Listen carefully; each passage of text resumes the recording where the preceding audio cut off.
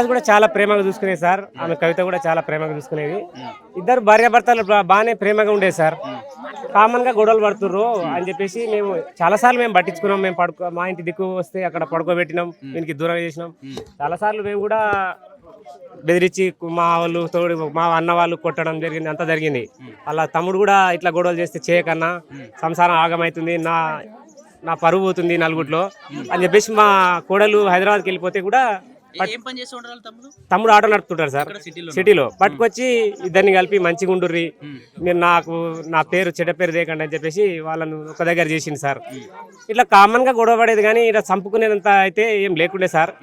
మరి వీనికి ఏమైందో ఒక్కడైతే చంపేంత ధైర్యం లేదు సార్. వానికి పిల్లలంటే చాలా ఇష్టము. ఆమె కూడా కొడతాడు తిడతాడు కానీ మళ్ళీ దగ్గర చేస్తాడు ప్రేమతోటి. ఇక తాగిన మైకంలో ఆయనే చంపిండని అనుమానం అంటే అనేది సార్. వాడు నోటిగుండా అనేది చంపేస్తా, నిన్ను బతకనియను. ఇంట్లో అనుమానం ఎట్లా వచ్చింది అంటే పేద ఇల్లు, పూట కూలి చేస్తే కానీ పూట గడవని పరిస్థితి. ఈమె కూలికి పోతే నువ్వు కూలికి ఎందుకు పోయినావు, ఎవరెంబడి పోయినావు, అలాంటివి కూడా చిన్న చిన్న అనుమానం పడేది.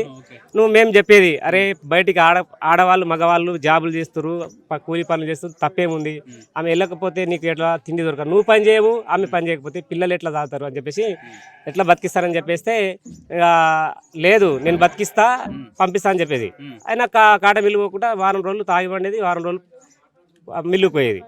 జీతం పడ్డప్పుడల్లా తాగుడు. నువ్వు ఏమన్నా చెయ్యి, కాటన్ మిల్లో పనిచేసేది. నెలకు 11,000 12,000 వస్తాయి కంటిన్యూగా చేస్తే. ఇంట్లో ఏమి ఇవ్వకపోయేది, తాగేది.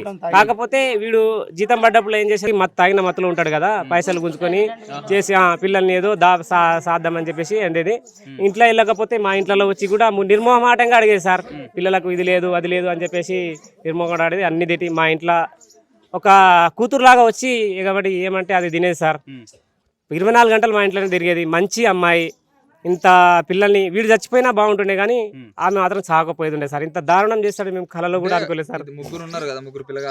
ముగ్గురు సార్ నేను చెప్తానండి. పెద్ద పాప ఏమో చదవకపోతే డ్రాప్ అవుతాయి, వీళ్ళు ఇట్లా చేస్తుర్రు ఏమన్నా చనిపోతారేమని చెప్పేసి వీళ్ళ దగ్గరనే ఉండి చూసుకునేది సార్. ఆ రోజు గొడవ ఏం చేసిందంటే వాళ్ళ తాతోళ్ళ ఇంటికాడ ఇంకో పిల్లలు ఉంటారు, ఆడపిల్లలు, వాళ్ళ దగ్గర పడుకుంది భయపడి. చిన్నపిల్లలు కూడా మా వదిన పక్కల ఇంటికి పోయి భయపడి పడుకుంటే మా కోడలు వచ్చేసి తీసుకుపోయి పడుకోబెట్టిందంట. వెళ్ళిపోయారు. గొడవ పడితే వీడు మీ డాడీ పడుకున్నాడు, ఇంకేం గొడవ లేదు రండి అని చెప్పేసి తోలుకుపోయి పడుకోబెట్టింది. పడుకోబెట్టి ఇంట్లో లోపల గిల్లెం లేదు. మరి వీడు లోపల గిల్లెం వేసుకుంటే వాడు ఒక్కడే దాడి చేస్తే వీడు తలుపు తీసుకొని బయటకు ఉరుకొచ్చేటోళ్ళు. కానీ నా అనుమానం ఏంటంటే బయట గెడేసిర్రు, లోపల దాడి జరిగిందనే అనుమానం ఉంది. వీడు ఒక్కడైతే చేయలేదు, వీని వెనకాల ఉన్నారు. వాళ్ళు ఎవరెవరు అనేది కూడా విచారణలో తేలాలే. ఒక పాప చావు బతుకులో ఉంది సార్, ఆమె బతుకుదని కూడా గ్యారెంటీ లేదు. ఆ ఫోటోలు, ఆ దాడి జరిగిన ఫోటోలు చూస్తే వీడు కోపం ఉంటే భార్యను చంపేటోడు కానీ చిన్నపిల్లలను చంపేటోడు అయితే కాడు. మరి ఎందుకు జరిగింది, ఎవరెవరు ఉన్నారు దీని ఎంబడి, ఈమెను ఇంకేమన్నా చేసిర్రా అనే అనుమానం కూడా ఉంది.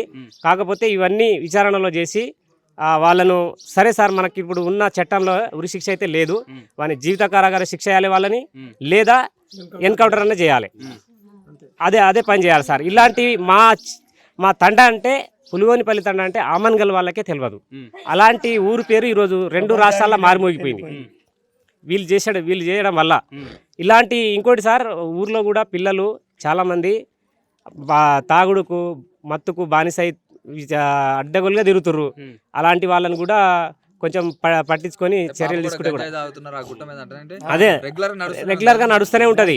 పిల్లలు నైట్ అయినా కానీ తిరుగుతూ ఉంటారు, పడుకోరు. అలాంటి వాళ్ళని కూడా పెట్రోలింగ్ చేసి పోలీసు వాళ్ళు పట్టుకొని వాళ్ళని కూడా కఠిన శిక్ష విధిస్తే ఒకరికి శిక్ష పడితే ఇంకొకటి భయపడతాడు సార్. అలాంటి చర్యలు తీసుకోవాలని చెప్పేసి కోరుతున్నా సార్. మీడియా మిత్రులకు అందరికీ ధన్యవాదాలు సార్.